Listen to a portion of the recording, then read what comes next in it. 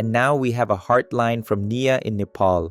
Kuan Yin ध्यान विधिमा दीक्षा पश्चात हरेक दीक्षितसँग गुरुवर सधैँ साथमा रहनुहुन्छ र पञ्चशीलको नियम पालना गरुन्जेल 5 वटा देवदूतहरू हाम्रो वरिपरि रही हाम्रो सुरक्षा गर्नुहुन्छ भनेर गुरुवरले भन्नुभएको मलाई याद छ।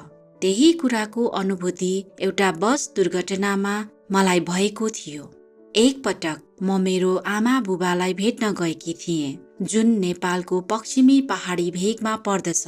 म जहिले पनि त्यहाँबाट फर्कँदा बिहान 7 बजेतिर हिँडेर 3 घण्टामा बस स्ट्यान्ड पुगिसक्थे। तर यस पाला अचम्म भयो। 3 घण्टाको बाटो मलाई 10 घण्टा लागेको थियो, किनभने मेरा पाउहरूले आफू नेचुरल रूपमा लिने फड्को नै लिन सकिरहेको थिएन। भैँसीको खुट्टामा दाम्लो बाँधे झै म हिँडिरहेकी थिएँ। अहिले मैले थाहा पाएँ कि मलाई अगाडि नजान भने त्यो एउटा संकेत रहेछ भनेर।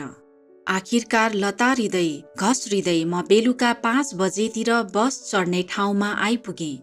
मैले भोलिको लागि ढोकाइको छेउको 1 नम्बरको सिट बुक गरेँ। तर भोलिपल्ट म बस चढ्दा मेरो सिटमा पहिले नै मानिस बसिसकेको थियो र यो बसको स्टाफ बस्ने सिट हो भन्दै मलाई पछाडिको सिटमा बस्नु भन्यो। तर पछि मलाई महसुस भयो यो सब मेरै सुरक्षाको लागि रहेछ भनेर, किनभने म ढोकाको सिटमा बसेको भए दुर्घटनामा धेरै चोट लाग्न सक्थ्यो। भोलिपल्ट बिहान जसै मेरो बस गुड्यो, ड्राइभरले एक्कासी खलासीलाई चिच्याउँदै गाडीलाई रोक्न, गाडीमा ब्लक राख्न भन्यो। त्यो सुनेपछि बसभरिका मानिसहरूले बसको ब्रेक फेल भएको थाहा पाए। हाहाकार मच्यो। भिरको बाटोमा गुडिरहेको गाडीबाट निस्किएर कसले ब्लक हाल्न सक्ने? बसले आफ्नो सन्तुलन गुमाउँदै गयो। कोही झ्याल फुटाएर बाहिर हाम फाल्न खोजिरहेथे भने कोही डरले यताउति दौडिरहेका थिए। भिरको साँघुरो र ओह्रालो बाटो, तल खोला, बस्ने कुनै सम्भावना थिएन। तर त्यस्तो परिस्थितिमा पनि मेरो मनलाई शान्त स्थितिमा पाएर म अचम्म परेँ। मर्ने बेलामा न कुनै सम्पत्तिले न कुनै आफन्तले नै हाम्रो मद्दत गर्दछ, केवल गुरुवरले मात्र हामीलाई लिन आउनुहुन्छ भनेर गुरुवरले भन्नुभएको सम्झे।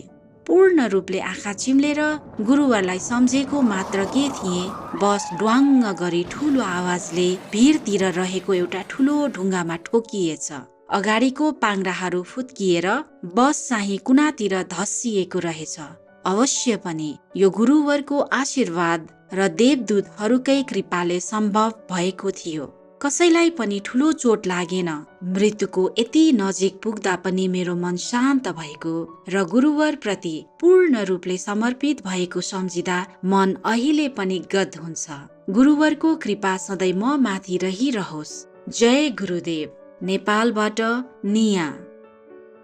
Elated Nia, with thanks for relating your experience. We are very happy to learn of your safety and well-being. We too are deeply grateful to Master for loving and protecting all of us who have had the greatest blessing to become her devoted initiates. May the Divine continue to bestow good fortune on you and the hearty Nepalese people. In universal peace, Supreme Master TV team.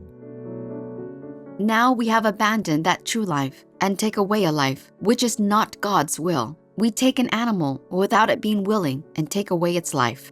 Master Bain Saduno, vegetarian. We welcome your heartlines, stories, and or cute loving animal people clips. Please send them via suprememastertv.com/heartline.